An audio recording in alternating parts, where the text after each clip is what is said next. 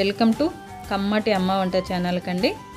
First నుండి చివరి వరకు చూసేయండి, ఇక్కడ స్కిప్ చేయొద్దండి. అలా అయితేనే మీకు క్లియర్గా అర్థమవుతుందండి ఈ వీడియో అనేది.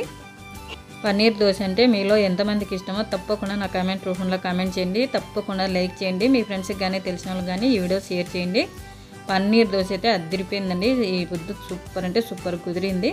తప్పకుండా మిస్ కాకుండా ఈ వీడియో మాత్రం తప్పకుండా చూడండి. ఫస్ట్ నుండి చివరి వరకు చూసేయండి. ఎలా చేయాలో చూసేద్దాం. ఇక్కడ దోశకి కావాల్సిన పదార్థాలు పెట్టిన చూడండి. ఒక గ్లాసు ఉద్దిబ్యాలు, ఒక గ్లాసు పెసరబ్యాలు, 3 గ్లాసులు బియ్యము, 1 స్పూన్ మెంతులండి. ఇవి ఉదయమే నానబెట్టేసుకొని మనం సాయంత్రం ఆడించి పెట్టుకుంటే పులుస్తుందండి. మరుసటి పొద్దుటికి నేను ఆడించి పెట్టేసుకున్నా. మనం ముందున పొద్దు ఆడించి పెట్టుకొని దోశపిండి అండి.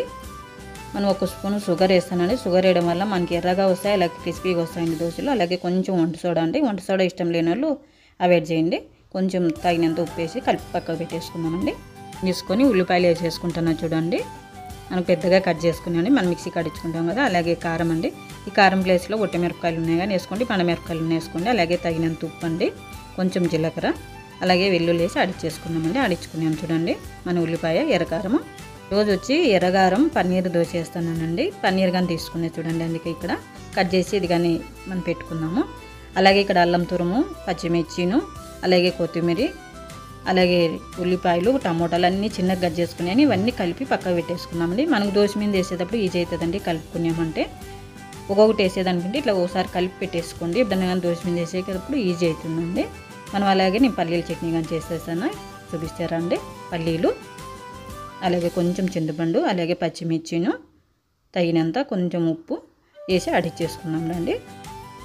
అలాగే స్టవ్ ముట్టించేసి మనం దోశ పెనంగా పెట్టేసుకుందామండి. దోశ వేసుకున్నాము. పెనం ఎక్కింది. వీలైనంత పలసాగా తిక్కండి గంటితోనే దోశ. మనం దోశ ఎంత పలసాగా వస్తే అంత టేస్టీగా ఉంటుంది ఇది పన్నీర్ దోశ అనేది.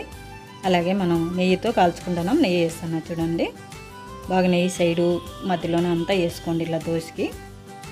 మనం అలాగే ఆడిచ్చి పెట్టుకుని ఎర్రగారం అండి. మనం పన్నీర్ దోశ అన్నాం కదా, కొంచెం ఎర్రగారం ఎక్కువే పడుతుందండి.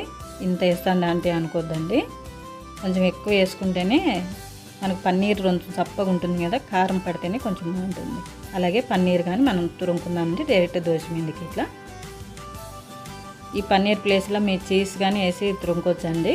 దోశ బాగుంటుంది ఇంకా టేస్ట్ అది కానీ. అలాగే మనకు కలిపి పెట్టుకొని అల్లం తురుము, పచ్చిమిర్చి, టమోటాలు, ఉల్లిపాయలు. మన దోశ కలర్ఫుల్గా ఉంది కదండి. చూడండి దోశ కాలింది. మనం తీసుకుందామంటే ఒక ప్లేట్లకి కానీ. మన ఎర్రగారం పన్నీర్ దోశ రెడీ అయిపోయింది చూడండి. కలర్ఫుల్గా ఉంది కదా. టేస్ట్ కానీ చూసి చెప్తానండి. అదే మనం ఈ పన్నీర్ దోశ బయట తినాలంటే బోల్డ్ అండ్ డబ్బులు పెట్టాలండి. ఇంట్లో అయితే సింపుల్గా చేసుకున్నాను చూడండి. మన అల్లం ముక్కలు, పచ్చిమిర్చి ముక్కలు, ఉల్లిపాయ ముక్కలు తగులుతా సూపర్ అంటే సూపర్ ఉందండి. తప్పకుండా లైక్ చేయండి, కామెంట్ చేయండి. తప్పకుండా మీ ఫ్రెండ్స్కి కానీ తెలిసిన వాళ్ళు కానీ షేర్ చేయండి. Thank you very much.